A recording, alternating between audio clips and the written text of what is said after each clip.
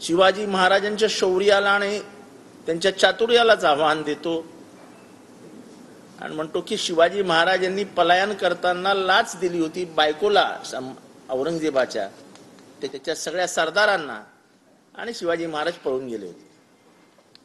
आता पुण्यातनं कसं पळवायचं हे आता जनता ठरवेल. खूप पोलीस प्रोटेक्शन घेऊन फिरतोय. पोलीस प्रोटेक्शन आज ना उद्या कमी होईल आणि नंतर त्याला समजेल की ह्याचं तर काय होतं. परवा त्यांनी बाबासाहेब आंबेडकरांबद्दल पण असंच काहीतरी बोलला. त्याच्यातला वर्ण वर्चस्व वादाचा प्रमुख बिंदू बाहेर आला, तो म्हणजे जो माणूस शिकलेला आहे, जो माणूस कर्तृत्ववान आहे, त्याचं म्हणणं वेदांनी लिहिलंय की तो ब्राह्मणच असतो. तुम्ही इथे बसलेले जेवढे आहात बहुजन, तुम्ही सगळे शिकलेले आहात, हुशार आहात, ज्ञानी आहात, व्यासंगी आहात, हे सगळे गुण तुमच्यात आहेत, म्हणजे तुम्ही ब्राह्मण आहात. हे मी नाही म्हणत आहे, हा तो राहुल म्हणतोय. त्या सोलापूरकर जो कोण आहे तो, त्याला कोल्हापूरकर करावं लागेल, कोल्हापूरच्या चपलेनेच म्हणावं लागेल. त्याच्याशिवाय अशी माणसं सुधरत नाहीत.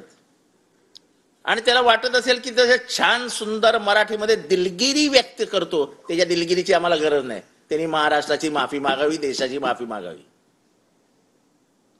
इथे कोणी एखादा अभंग टाकलं तर त्याला केस केली आहे पंढरपुरात.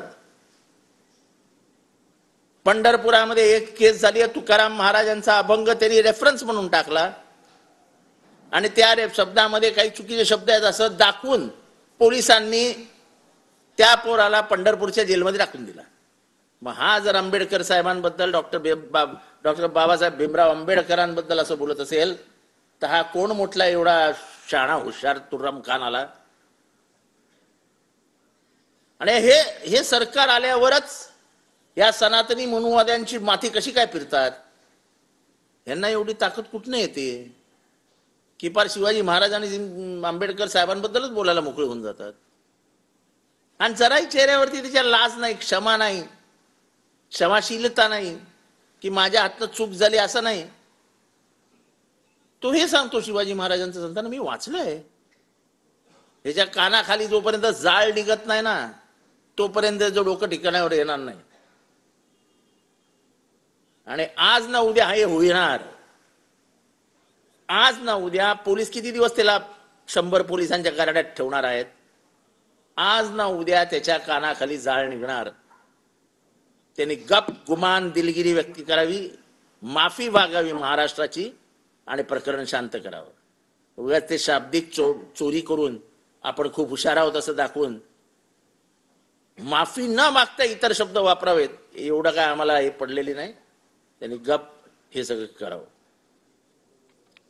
दुसरी गोष्ट, काल परभणीमधनं काही दिवसांपूर्वी लॉंग मार्च निघाला होता संतोष सूर्यवंशी याला न्याय देण्यासाठी, सोमनाथ फूड्स. काल तो नाशिक पर्यंत आला आणि अचानक थांबला. नंतर माहिती घेताना कळलं की सरकारचे 2 दूत तिथे गेले होते आणि त्या दूतांनी मध्यस्थी करून